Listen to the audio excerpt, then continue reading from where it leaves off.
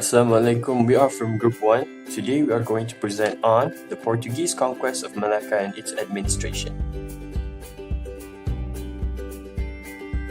My name is Muaz and today I'm going to start our presentation.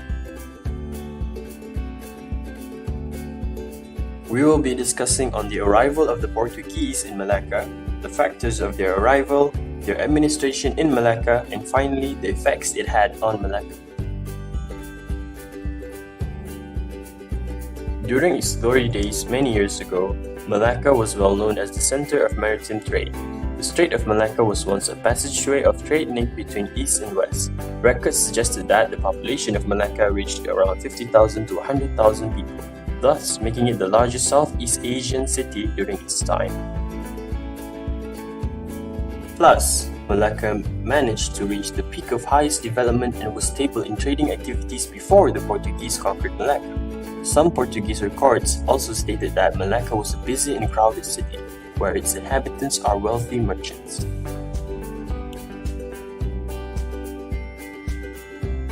Malacca was ruled by a Muslim sultan by the name of Sultan Mahmud Shah from 1481 to 1528. However, the great age of Malacca ended when the Portuguese came in 1511. Hello, my name is Faiza and today I am going to present on the arrival of the Portuguese in Malacca.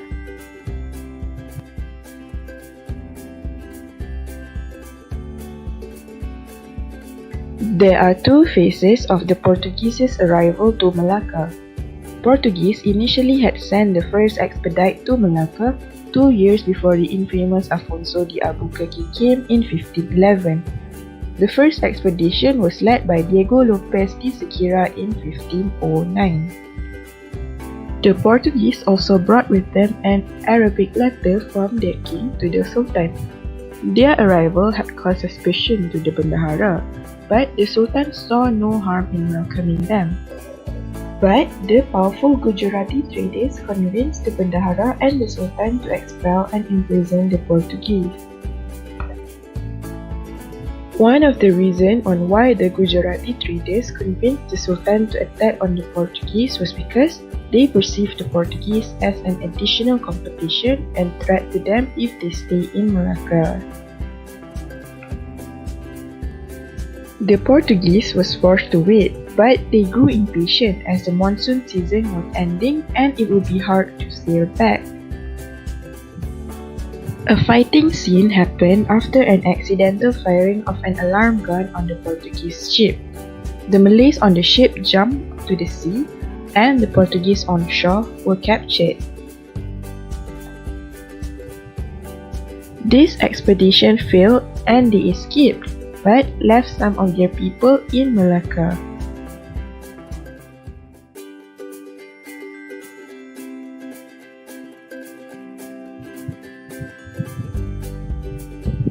The second phase of their arrival starts when Alfonso de Albuquerque came in 1511. He demanded the rescue of some Portuguese who were captured in 1509 and asked for permission to open a permanent trading station in Malacca. Little did they know that Albuquerque communicated with one of the Portuguese who were captured, Rui de Arroyo, and he advised the Portuguese to attack. Albuquerque also had help from Chinese and Indian merchants who wanted the Portuguese to solve the conflict with the Sultan using force, as they would take the place of the dominant Gujarati traders in Malacca.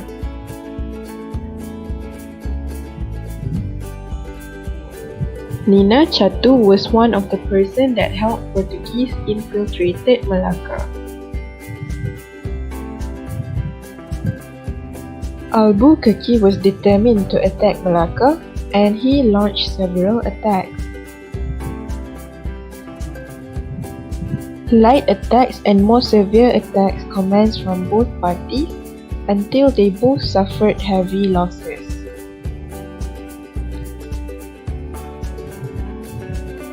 Portuguese finally assumed power and gained control of Malacca on 10th of August that year, and the Sultan managed to flee. The Sultan and his successors then founded the Sultanate of Johor. Few attacks also commenced from the Sultan in the following years, but to no avail.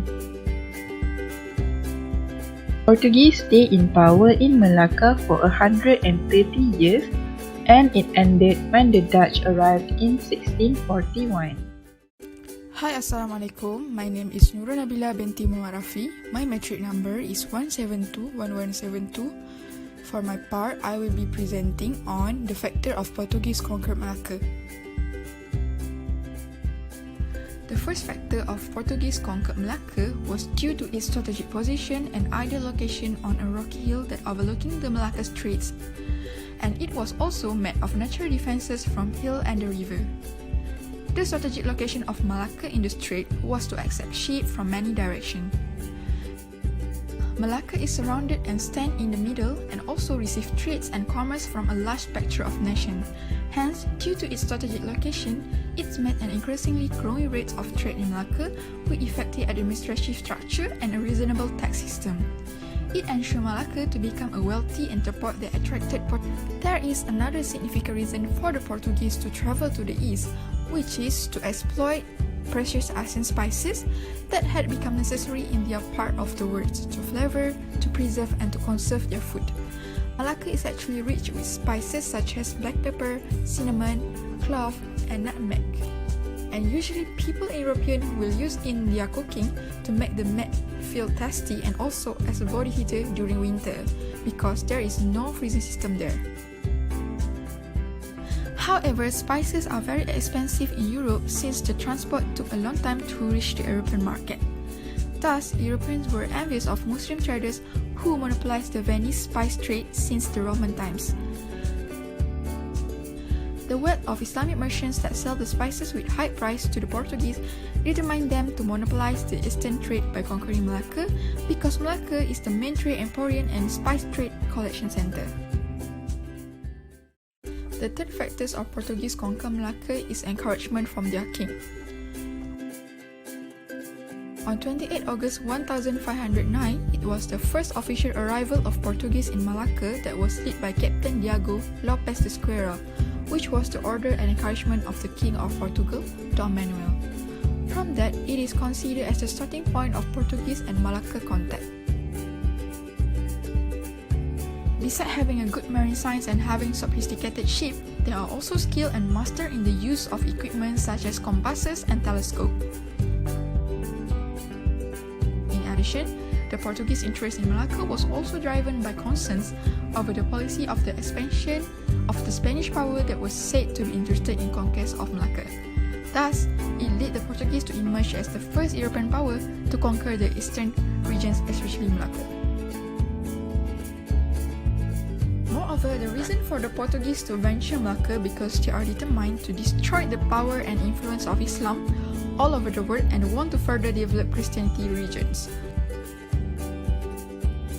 However, the story of previous king, which is John Porta, also encouraged the spirit of Portuguese people to connect their greatness and gloriness with the Christian kingdom because they do believe that with John Porta's help, they are able to conquer the Muslim of the East.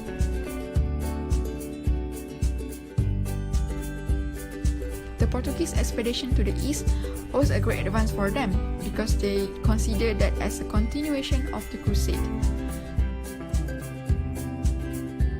Thus, their goal is actually in line with the role played by Malacca as the center of Islamic dissemination and education in the regions. The conquest of it was an attempt to suppress and to stop the development of Islam in the east and to spread the Christianity religion.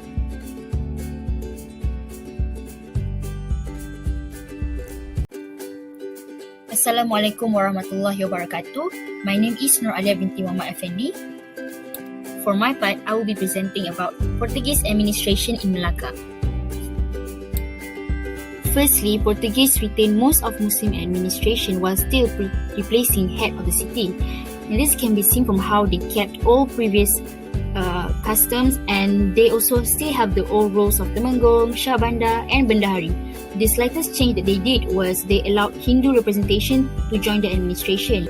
They keep the old administration in order to retain Malacca's reputation as a successful trading port. Portuguese also places captain, bishop, and casados as central power of the Malacca at that time. Casados was responsible for city's defense from various external forces. And some of the example popular casados are Antonio de Andrea, Antonio Fernandez de Ilhe, and Fernão de Costa. These three leader figures may seem like they have a very distinct positions, but they all actually share the same interest in trades and also have abusive manners.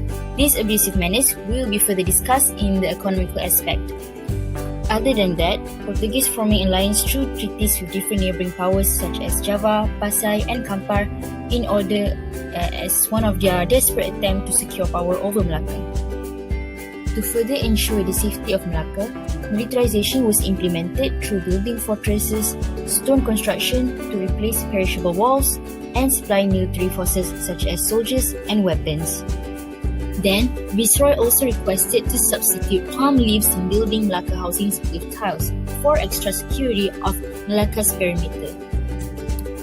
Moving on to economical aspect, Captain George de Albuquerque authorized a conduct called catazes, where locals need to pay higher taxes, selling goods at lower price, and permit is required before doing business.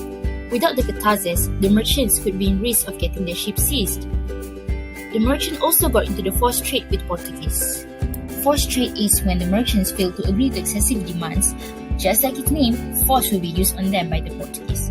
Sometimes, the merchants also being forced to go to Malacca instead of rival port by patrolling armadas. These wrongdoings are some of the abusive manners that were done by the captain and casados, as I've mentioned before. Portuguese also issued new coinage systems of gold, silver, and copper for easier selling and buying, alongside with the pre-existing barter system. Barter system is a method of exchanging services and goods for other services and goods in return. In religion aspect, Portuguese administration combined both religious interest and commercial trade. While the number of churches and monasteries growing in Malacca, they still prioritize their commercial interests over their religion. This explains their desperation to form alliances with neighboring power regardless of their religion.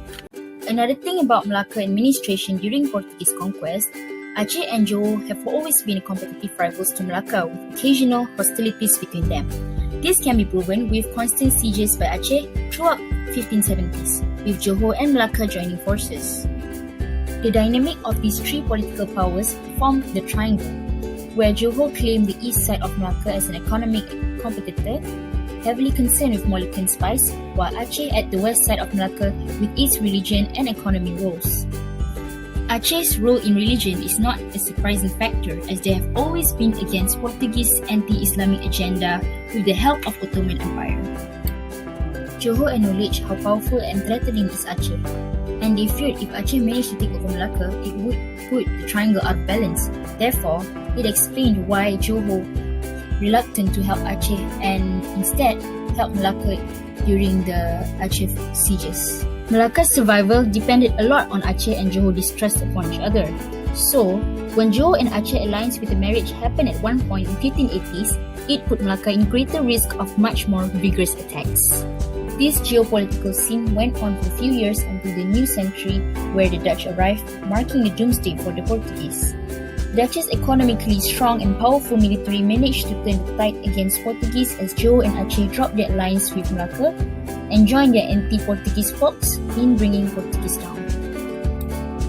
After losing several attempts in expelling the Dutch, Portuguese eventually lost their power over Malacca, and the year 1641 marked the end of Portuguese conquest of Malacca as Dutch won the battle with the help of Johor and Aceh. Assalamualaikum and hello everyone. My name is Akmal binti Al-Zaman and I will be explaining on the effect of Malacca after the conquest of Portuguese. Number 1 is the famous Formosa, or also called as Portuguese Fort Porta de Santiago.